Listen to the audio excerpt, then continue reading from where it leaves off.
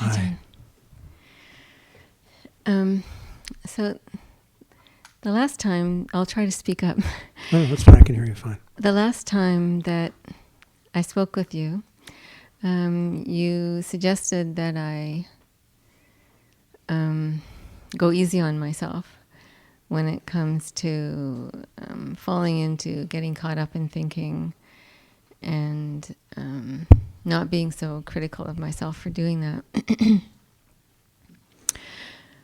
And that was very helpful. And now when I look back on it, it seems strange that I needed somebody to tell me that. But when I let go of that, I felt much more at peace with the whole process. And with that, I noticed that I got caught up in thinking a lot less. Funny how that works. Beautiful. But then it kind of swung the other way where I wasn't worrying about it to the point where I wasn't staying with awareness as much as I had been. And so then I realized that, and this is just what you were talking about right now, it requires a certain diligence. Right. And yet it's a matter of diligence without any judgment, I guess. Exactly. Exactly.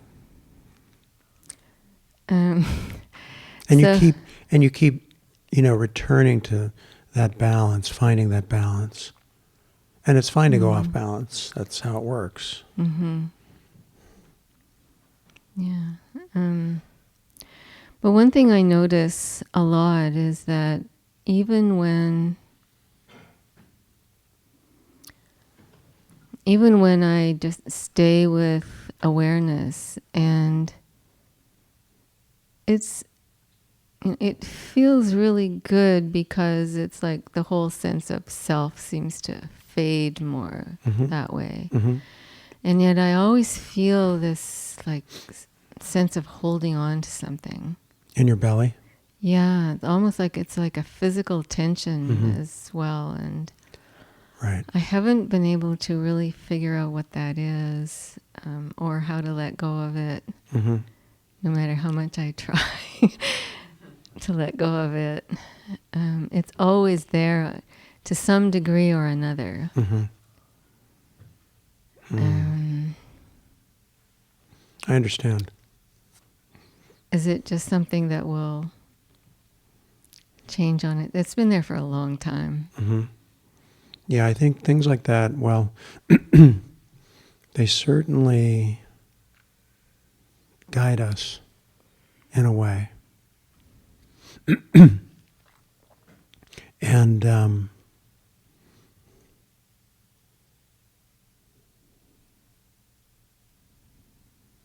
let's stay right here with this. Yeah. It's such an important question because this is what happens as we become more enlivened, awake, that which has, been held, or those deeply protected places in our bodies usually become really, really obvious, and can be even more frustrating because they are more obvious. We feel them more. Yeah. And sometimes those things take quite a while before they stop or evaporate. Other times they may arise and there's a whole different relationship to them.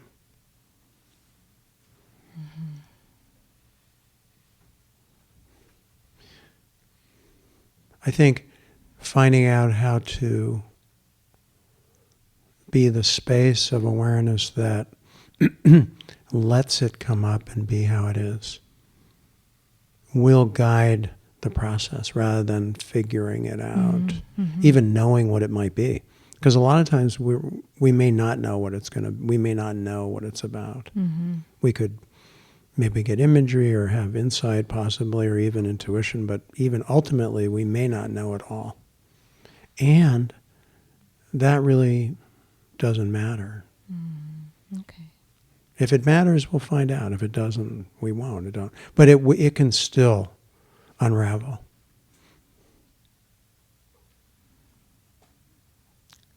So I don't need to try and figure it out. No. No, but I think what's helpful is to notice the energy of what you're describing as trying to figure it out. Mm-hmm. You know, if that's what's behind, what's underneath, what's deeply the source of trying to figure it out. So even as I say that, something starts to open energetically. Can you It's feel because that? I want to get rid of it. That's why.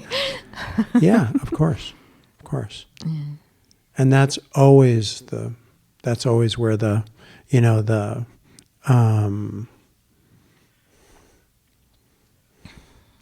that's always the hottest point and the most poignant, the most transformative, is to get back to that fundamental holding.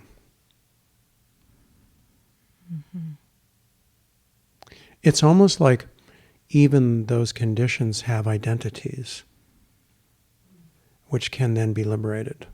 So we ultimately are liberating all the parts of our conditional self.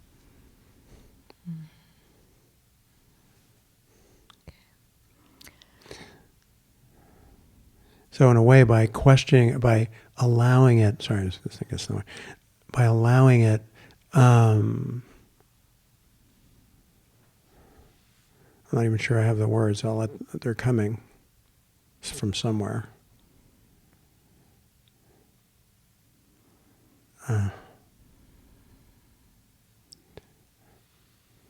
I can sense that which needs to understand what I'm saying is getting it without the words even.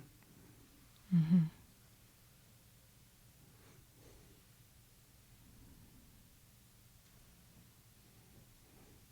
That's why I like to say, even say yes to no.